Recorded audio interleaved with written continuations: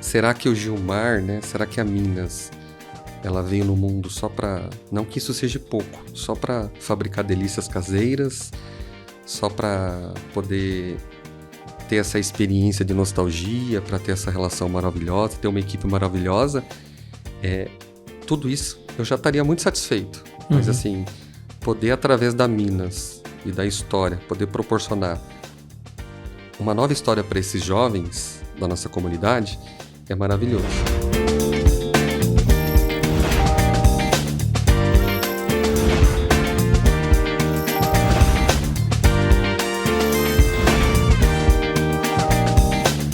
Olha, hoje eu tô recebendo aqui o Gilmar Fernandes, ele que é da Minas e também da Tacho Caipira. E a gente tá falando aqui com ele porque ele também está no livro aqui do meu amigo Roberto Tranjan, Pedaços de Brasil que dão certo. Provavelmente você tá acompanhando essa série aqui de empresas que realmente estão fazendo a diferença no mercado e vivendo a nova economia. Então, é com ele que eu vou conversar hoje. E aí, Gilmar, tudo bom? Tudo jóia. Prazer estar aqui com vocês. Um abraço, um privilégio. Obrigado por você ter aceitado o convite, vindo até aqui me ajudar a compartilhar um conteúdo relevante pro pessoal que acompanha o canal. Gilmar, agora eu li aqui, né, o capítulo que fala um pouquinho ali da sua história, um pouquinho da história da sua esposa, que eu sei que vocês se conheceram aí através até do próprio negócio, né? Vocês foram se conhecendo e tudo mais, você vai contar um pouquinho disso daí. Mas eu queria entender o seguinte, teve uma época da sua vida que você vendia salgado no trem. Como que faz para vender mais dentro do trem? Tem um jeito certo? Que legal essa abordagem que o Roberto fez questão de colocar no trecho do livro. Chamou bastante atenção, porque a Minas completou esse ano 23 anos de atividade, de fundação. Mas muitos falam assim que a Minas começou há muitos anos atrás, desde quando eu comecei a empreender lá atrás. Com 13, 14 anos, aí, talvez até antes, sem a minha mãe saber, eu comecei a... Tinha uma vizinha no bairro, ela fazia umas coxinhas, que era até a filha de um vereador lá do nosso bairro, mora até hoje lá. E ela fazia coxinha e eu vendia no bairro. Vendia inclusive para aquele pessoal que faz a limpeza da rua, das canaletas, dos bueiros, pessoal da prefeitura. E eles eram o nosso principal cliente. Até eu descobri que ali no bairro onde eu moro, onde aí fica a empresa, onde eu morava, né? Mailasque. Tem uma estação de trem, inclusive que se chama Mailasque, e lá eu acabei entrando dentro do trem, onde tinha um grande número de pessoas, né? De clientes, potenciais clientes.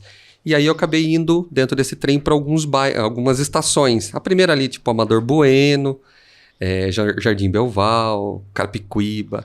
E assim, quanto mais longe, mais potencial para vender, maior fluxo de pessoas. Mas respondendo a sua pergunta, uma coisa que eu acabei descobrindo meio que sozinho, eu descobri que quem vendia mais, quem gritava mais alto. Entendeu? Olha a coxinha, olha a coxinha. Então, sempre fui uma pessoa muito introvertida, né? Tímida. E aí foi um grande diferencial, né? Um grande desafio para mim poder me soltar e me descobrir aí meu primeiro como vendedor, vendendo as coxinhas no trenzinho que fazia de São Roque a Itapevi. Te ajudou? Sim, me ajudou. Eu lembro que eu pegava o pouco que eu ganhava e ajudava a minha mãe, né? Em casa, que era doméstica na época, e complementava a renda da minha casa. Mas te ajudou no que você se tornou hoje? Porque você falou, né, que você era tímido, aí você de repente tinha que estar lá no trem, olha a coxinha, e quem falava mais alto vendia mais, né? Aí a gente não sabe se vendia mais porque o cara fala assim, deixa eu comprar uma coxinha pra ele parar de gritar, né? Pra eu seguir minha viagem aqui, ou se realmente é porque eu ouvi ali o anúncio e aí acabava comprando a coxinha, né? Me ajudou bastante e eu acho que isso me ajuda até hoje. Pelo fato de, poxa, os amigos, né, que não era eu sozinho. Tinha alguns colegas que às vezes a gente carregava lá o exemplo, 50 salgados. Não era todo dia que vendia tudo. E quando você voltava com a caixa pela metade, sem descobrir o porquê, era uma frustração. Uhum. E aí, a gente descobrindo a cada dia como poder atender o cliente da melhor forma, como descobrir o que ele precisa, dele te descobrir e saber qual é o diferencial. Então era uma conquista pessoal eu voltar com a caixa vazia, né? Todos os dias. E falar, nossa, mas como que você vendeu? Eu acho que é o aprendizado do dia a dia. Cara, você falou uma coisa aí importante agora, que é essa frustração que você tem de... Porque assim, você sai com uma expectativa, né? E às vezes até, principalmente no começo, que você tá ali cheio de energia, você fala, nossa, vou sair pra vender isso aqui. E aí, às vezes você tem a expectativa, vou vender tudo, né? E aí você volta lá no final do dia, puxa, tô com metade da minha caixa tá cheia. Como é que você lida com essa frustração? Hoje eu lido bem melhor, mas eu faço os mesmos questionamentos que eu fazia antigamente. O porquê, né? Quando a gente lança um produto, quando a gente abre um cliente novo e coloca as nossas delícias e o produto acaba não girando, eu trago essa responsabilidade toda para mim, né? Para a empresa, para descobrir onde precisa ser ajustado para que o produto saia, que venda. E aí é percepção, entendendo na rua, ouvindo o cliente. E é assim que a gente faz até hoje. Até recentemente nós lançamos uma linha nova. Em alguns clientes girou muito rápido, 3, 4 vezes assim no mês. E tem um cliente específico que girou 50% em 30 dias. Então é uma busca de descobrir o porquê. E aí eu estou nesse estudo até hoje. Normalmente, quando o pessoal começa a se perguntar o porquê, aí você vai me corrigir se eu tiver certo ou se estiver errado, né? Às vezes a pessoa pega e fala assim, não tô vendendo, é o preço. E às vezes a pessoa vai assim, vou fazer uma promoção, né? 2 pelo preço de 1, abaixa, alguma coisa do tipo. Você também se perguntava isso? Puxa, eu acho que tá caro? Como é que você avaliava isso? Eu acredito que, assim, claro que tudo tem um teto, mas assim, a aparência do produto, a embalagem, o peso correto, a gramatura, né? Não adianta eu fazer uma goiabinha de 1 quilo e colocar na padaria para vender 1 quilo, um saco de 1 quilo. Achar qual é a embalagem, a gramatura e o sabor, né? A receita, a aparência correta do produto para aquele tipo de nicho de mercado. Que no caso nosso é supermercado, é padaria, é empório. Tem que ser itens aí, depende entre 100 a 150 gramas, entendeu? Que legal. Ô Gilmar, agora é o seguinte, depois dessa fase você vendendo salgado no trem, né? Você começou também a trabalhar na padaria que sua família montou, não foi isso? Na verdade, quando eu perdi meu pai num acidente, quando eu tinha 3 anos de idade, nós somos em 5 irmãos, né? Hoje nós somos em 5, mas quando eu perdi meu pai num acidente de moto, enfim, minha mãe faxineira, eu tinha 3 anos de idade. Isso foi em 83. E aí eu tinha um irmão, né, de 1 ano mais novo, e minha mãe grávida da minha quinta irmã, que é a Marcinha, até hoje, né, que hoje ela, bom, eu falo Marcinha, mas já tem mais de 30 anos. Com esse episódio do meu pai ter falecido, minha mãe, alguns anos depois, conheceu o meu padrasto, Firmino, a pessoa que nos ajudou, né, eu falo que assumiu a minha mãe, né, com o kit, né, minha mãe e mais 5 filhos. E o Firmino era o mineiro legítimo e padeiro. Olha só. E minha mãe falou, não vai mais vender coxinha, é muito perigoso, um exemplo.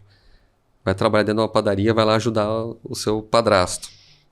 E foi muito bom, porque eu aprendi com o Firmino, e por ser muito curioso, que eu sou muito curioso, a arte da panificação, da confeitaria. Então eu estudava à noite, até as 10 horas da noite, e aí eu entrava nessa padaria com ele, e a gente virava a noite, a madrugada, fazendo pãozinho, fazendo pão sovado, que legal. Então foi muito importante. Que legal, cara. Imagino que você aprendeu muita coisa bacana. E eu acho que o mais difícil de trabalhar numa padaria, eu não ia prestar pra isso. Porque eu ia ficar comendo tudo, cara. E pão, ainda mais pão, pra mim, eu fico inchado, cara. Então, eu comer um pãozinho já engordei 3 quilos já. Cada pãozinho é 3 quilos. Ô Gilmar, depois que você passou nessa parte da padaria, você começou a vender umas máquinas, né? O que faziam essas máquinas? Quando eu comecei a quando eu entrei na padaria, eu tinha um grande sonho, um grande desejo de ser um técnico, ser um professor, digamos assim, de poder levar o conhecimento para as pessoas. Que na padaria onde eu trabalhava, primeiro como ajudante, depois como um encarregado de produção, meu padrasto acabou saindo, eu virei o encarregado e acabei virando o coordenador geral da padaria. Foi meu primeiro e único emprego de carteira registrada. E aí eu tinha um desejo de ser um técnico, porque eu recebia na padaria os técnicos da Cargill, da J. Macedo, que era a Dona Benta. Uhum. E eu achava muito interessante eles virem de fora, de outros estados, e trazer o conhecimento. Eu falei, nossa, eu quero ser um cara desse. Quero ser igual a ele quando eu crescer, quando eu estudar. Isso eu tinha 14 anos, 15 anos. E aí, eu acho que isso aconteceu naturalmente, veio um vendedor de Minas Gerais, vendeu uma máquina de fazer biscoito. Fazer os petit four, né? Como esse daqui. E aí ele veio de fora, me fez um convite Ele falou, eu atendi algumas padarias, alguns supermercados no estado, na cidade, mas eu tô indo pro Rio de Janeiro, você é uma pessoa jovem, solteira, na época ele comentou isso, e por que você não pega a representação desta máquina para vender nas padarias? Como que funcionava? Você pede licença, faz um agendamento na padaria, dá uma demonstração, porque eu era já o padeiro técnico, tinha a receita e eu dava demonstração. Se desse a demonstração, era 99% de chance de venda, porque a máquina ela tinha um custo-benefício muito interessante e um payback aí de um mês para se pagar, entendeu? E aí, nessa oportunidade de receber esse convite, depois já de 5, 6 anos trabalhando nessa padaria, eu vi essa oportunidade de repente, já começar a ter o meu negócio, poder levar o conhecimento, a novidade para novas empresas, né? Novas padarias, supermercados da nossa cidade e região. Que legal, Gilmar, que legal. Nossa, sua trajetória fez assim, né? Porque, cara, desde coxinha no trem, padaria, e isso eu acho que te deu uma bagagem muito grande para até você lidar com o público, né? Que principalmente a parte comercial é essencial, né? Foi muito importante, porque quando eu comecei a revender as máquinas, né? Eu comecei na minha cidade, São Roque. Daí eu fui para Sorocaba, Bauru. Eu conheci praticamente todas as cidades do estado de São Paulo. Que legal. Então, para mim, foi um conhecimento. Aí fui para Paraná e Santa Catarina. Enchia meu carrinho de máquina, dormia no hotel, pedia licença, fazia os agendamentos por telefone do hotel. E aí foi um aprendizado dia a dia. Consegui, além de realizar um sonho como técnico, né? De levar o conhecimento, sempre fui muito bem recebido. Também consegui fazer meu caixa financeiro, porque eu imaginava que lá na frente, ou em pouco curto de tempo, eu teria uma grande oportunidade. Que talvez seja a próxima pergunta. Antes de fazer a próxima pergunta, vou chamar aqui o Roberto Tranjan com o insight dele para aqui a nossa conversa, nosso bate-papo, um insight muito bom para a sua vida e também para os seus negócios. Vai aí, Roberto! Nós já passamos uma revolução industrial. Nós já passamos por uma revolução informacional. Há quem ache que nós estamos passando por essa, mas vem aí uma revolução da vida. E aí não é lutar pela vida ou pela sobrevivência, é lutar pelo conteúdo que a gente coloca na nossa vida. Não é crescer a humanidade, é crescer em humanidade. Tem 2 capitais que você precisa colocar na sua agenda. O capital relacional, como é que você aprende a ser melhor para os outros, e o capital espiritual, como é que você consegue ser melhor para você mesmo. Pense nesses 2 capitais como desafios para que você faça uma revolução da vida. É isso. Obrigado, Roberto, por esses insights maravilhosos, muito úteis para a gente aplicar aí na nossa vida, no nosso dia a dia. Um cara que você também conhece muito bem, né, Gilmar? Agora é o seguinte, como que veio, então, a Minas? Porque aí a Minas começa a surgir logo depois que você deixa de vender máquina, né? Exatamente. A máquina era muito boa, era um excelente negócio, só que ela tinha um grande desafio. Ela não quebrava e não tinha manutenção. E eu conhecia pessoas na minha trajetória de conhecendo grandes donos de padaria, que a gente tinha um relacionamento maravilhoso. Só que ele não ia comprar mais uma máquina só porque eu era legal. E aí veio aquele insight que eu precisava ter algum produto onde eu pudesse vender para ele todo mês. E aí mas eu não sabia qual era o produto. Até eu recebi um convite de uma empresa de Minas Gerais que fabricava esses biscoitos, estava iniciando a sua atividade de fabricação desses biscoitos amanteigados, que é goiabinha, casadinho de goiaba, o sequilinho, esses produtos aqui que eu trouxe para você, né? Não, é maravilhoso. Eu vou aqui me divertir depois que acabar aqui. Vou me acabar nisso aqui. Recebi um convite, fui até Minas Gerais, fiz a receita junto com ele, fiz os testes da máquina e vendi para ele 30 máquinas. Muito bom, tinha um lucro muito interessante, mas era apenas na primeira venda. E ele me convidou para distribuir na minha região as goiabinhas, os sequilhos. E é onde despertou o meu interesse de eu oferecendo na minha carteira de clientes já desenvolvida com a máquina. Que legal. Foi um desafio, porque eu vendi a máquina e depois fui vender o biscoito pronto. Mas deu certo, falei, faça com a máquina o biscoito salgado, que agora eu tenho o doce. E aí começou o ciclo de comprar e vender, revender, até onde eu comecei, depois de alguns anos, desenvolver a minha marca, né? Que ela teve uma trajetória, ela chamava Minas e Cia, depois teve uma transição, depois de alguns anos, para Minas e Companhia. A gente estava com um grande desafio de registro, até um grande parceiro nosso, de uma agência, nos ajudar com o nome Minas, com 2 N's. Essa janela, ela era fechada, lembrando uma janela de Minas Gerais, e hoje, essa janela, até por uma questão de consciência, né, ela é aberta. Quando a gente até teve uma participação no mercado internacional, numa feira, foi onde eu conheci a minha esposa, Michele.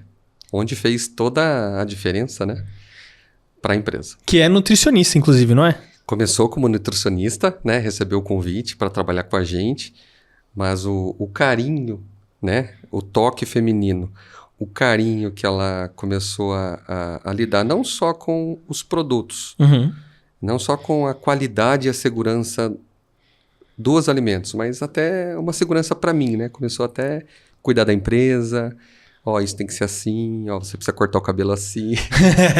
E aí aquele toque feminino. O Roberto Tranjan fala muito isso, né? Que a nova economia, ela é o pilar feminino. Ela é feminina. E ele tem toda a razão. Ô Gilmar, agora é o seguinte, uma coisa que eu falo sempre é o seguinte, todo dia a gente precisa de um docinho para adoçar a vida.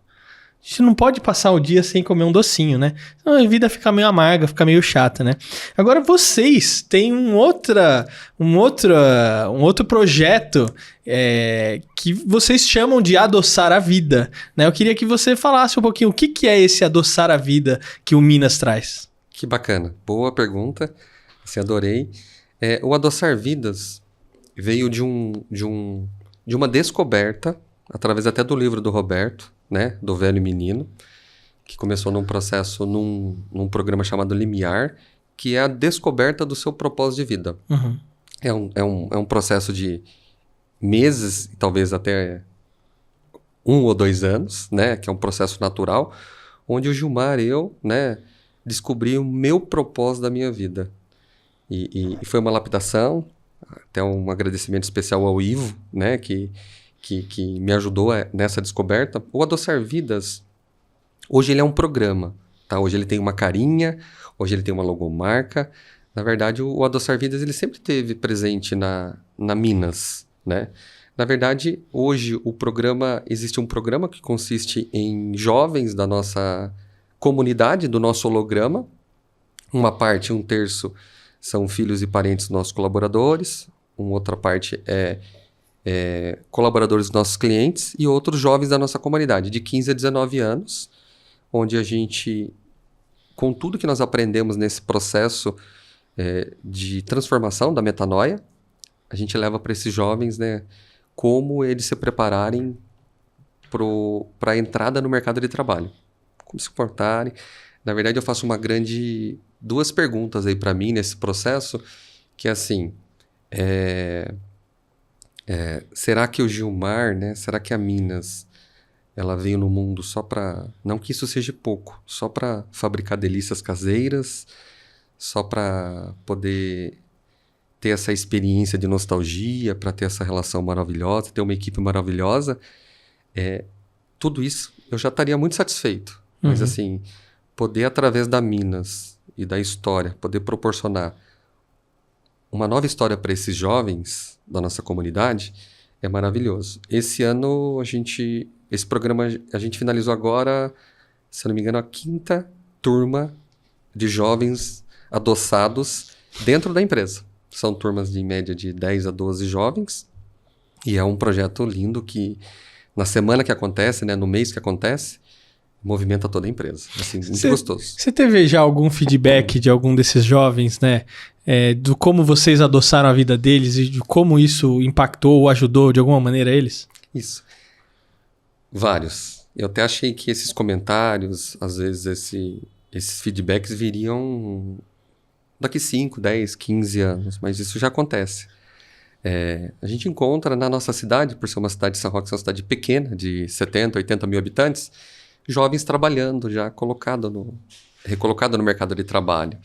Às vezes a gente nem reconhece ele depois de alguns anos, mas ele parar você na rua ou no própria padaria, no supermercado e te dar um abraço e falar, olha, aquela semana dentro da empresa fez toda a diferença. E aí alguns relatos, né, que ele é responsável pela vida dele, que ele pode ser o protagonista da vida dele, ele trazer a seta para ele, né? Não pro mundo. Gilmar, adorei conhecer um pouco da sua trajetória, do que você tem feito ali e como você tem impactado